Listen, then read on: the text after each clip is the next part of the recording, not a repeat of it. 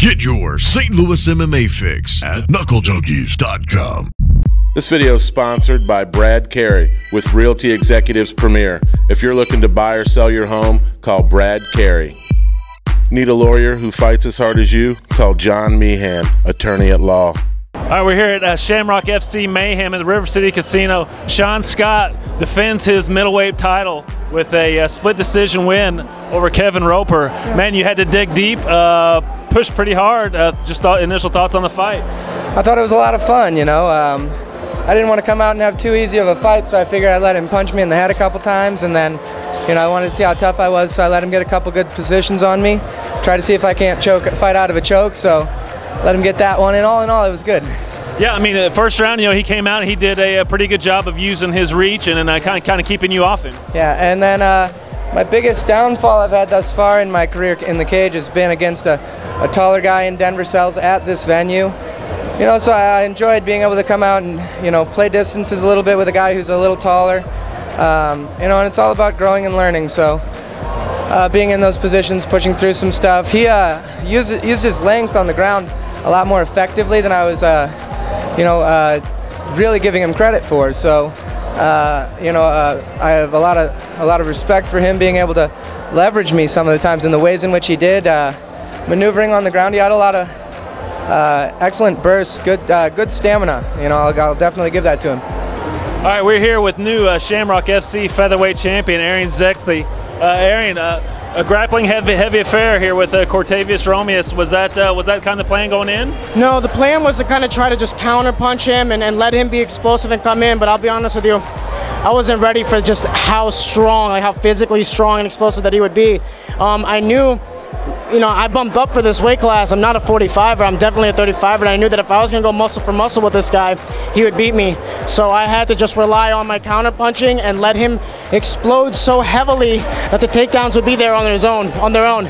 I know that going into this fight, he was very emotional because of all the back and forth between me and him, especially on the interview, and I was using that emotion to my advantage. He was coming in heavy, trying to finish me, constantly leaving open the takedowns, and good angle work for me to be able to dominate the position. He kind of got me in the third round a little bit. He was able to get mount, and that was probably the first time in my amateur career that I was ever in a defensive position. But I was able to show the heart that I know I have and pull away with this victory. Now, you know, first round you started off with, you know, a couple of big slams. Then later in the round he clipped you pretty hard with the left. I mean, was that solid? Did that floor you? Oh yeah, I mean, probably the hardest I've ever been hit in a fight. But here's the thing, man. I am a fighter, and the fights are only going to get harder from here. Me being able to take these kinds of shots at 145, though I pride myself on not being able to be hit,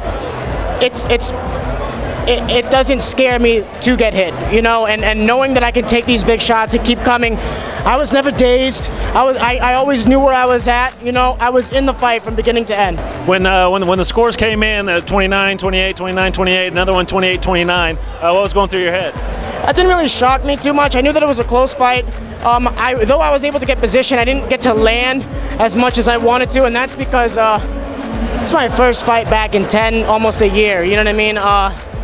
And I was bumping up a weight class and fighting the guy who was a killer. I mean, let's give the guy credit where credit's due. He was able to finish Court Wall in the first and knocked out David Evans with, you know, something you see out of a movie in 20 seconds. And I was able to come in here and win. I think that says a lot about me. All right, we're here at Shamrock FC Mayhem. Lee Burns kicking off the main card with a big first round TKO. Fairly quick work. You had a little change in opponent with Jake Zog. First, just talk about the fight. Well, first and foremost, thanks to Jake for taking the fight. A guy I guess I was supposed to fight in Kansas decided he had a big vagina, so he didn't show up. But anyways, thanks, Jake. You know, I worked on a lot of stuff. I thought I'd be a little more technically sound. I elbowed him to the back of the head, which was a complete accident. You know, I definitely didn't mean to. It's just inexperience, and I apologize for that. Hey, the guy's got a lot of heart. He got up when he easily, you know, didn't have to, which he's an awesome guy. I couldn't, you know, tell him how much I appreciate him. You know, it went okay, but not as planned. Well, yeah, I mean, you know, the landscape's kind of few and far between when it comes to heavyweights. I mean, what's 2016 look like? What would you like to get out of it? Man, I tell you what, that's the most truthful statement ever. Apparently, there's a lot of heavyweights that lack heart around here. There's a few good ones, and those guys are at the top. Obviously, Bobby Brent's, you know, he's obviously not lacking heart by no means. Maybe a couple other guys that, you know, I haven't met, but yeah, the heavyweight department's pretty scarce, and hopefully we change that. Okay, we're here at Shamrock FC Mayhem with Matt Helm. Matt Helm with some patented art of 8 knees to get the first round TKO over Tyler Clawson. You know, he was peppering the midsection there a little bit, and you got the plume and landed it, right? Yeah, he wasn't. I was kind of thinking he was going to come in and engage, and he was really staying far away. I tried to get in a couple shots in there. He punched me in the dick. That was interesting. Wasn't expecting that. Me and Mike England had some laughs about it, but it was all right. It wasn't intentional. It glanced off my forearm, so it wasn't like he was aiming for it. Got up, and he was throwing some haymakers. You know, I mean, he was throwing hard, but he landed a couple of them. And once they landed, honestly, they didn't hurt. They didn't. I mean, I knew he wasn't going to knock me out. Yeah. So, and I wanted him to come in so I can get the clinch. I mean, he was staying away. I wanted to get the clinch, and finally, I basically put my hands down and kind of baited him in on the cage there, and got the clinch. And I could feel I had a lot more strength on him, so I just moved him around, positioned the head through the knee.